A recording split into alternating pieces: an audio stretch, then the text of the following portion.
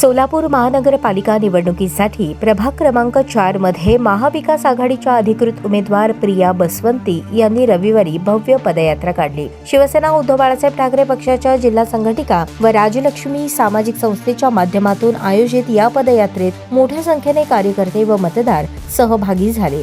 शिवगंगा मंदिर येथे प्रिया बसवंती यांच्यासह इतर उमेदवारांच्या उपस्थितीत देवीची आरती करून पदयात्रेस प्रारंभ करण्यात आला। यावेळी प्रिया बसवंती यांनी प्रभाग क्रमांक 4च्या सर्वाधिक विकासाची शक्ती आणि ऊर्जा मिळावी असं साकडं शिवगंगा देवीकडे घातलं। तुळजापूर वेस, पूर्व मंगळवार पेठ, भुसार गल्ली, महादेव गल्ली, उदगिरी गल्ली, भारतपूर, क्षत्रिय गल्ली, शेटे मार्केट अशा प्रमुख भागातून ही पदयात्रा काढण्यात आली। यावेळी माजी नगरसेवक उदय चाकोते, काँग्रेस पक्षाचे पुरस्कृत उमेदवार केदार म्हमाणे, काँग्रेसचे अधिकृत उमेदवार संघमित्रा चौधरी यांचाही समावेश होता। प्रिया बसवंती यांनी सांगितले की काँग्रेस, उबाठा, एनसीपी आणि सीपीएम यांनी एकत्रित येऊन सोलापुरात महाविकास आघाडीचा यशस्वी प्रयोग केला आहे।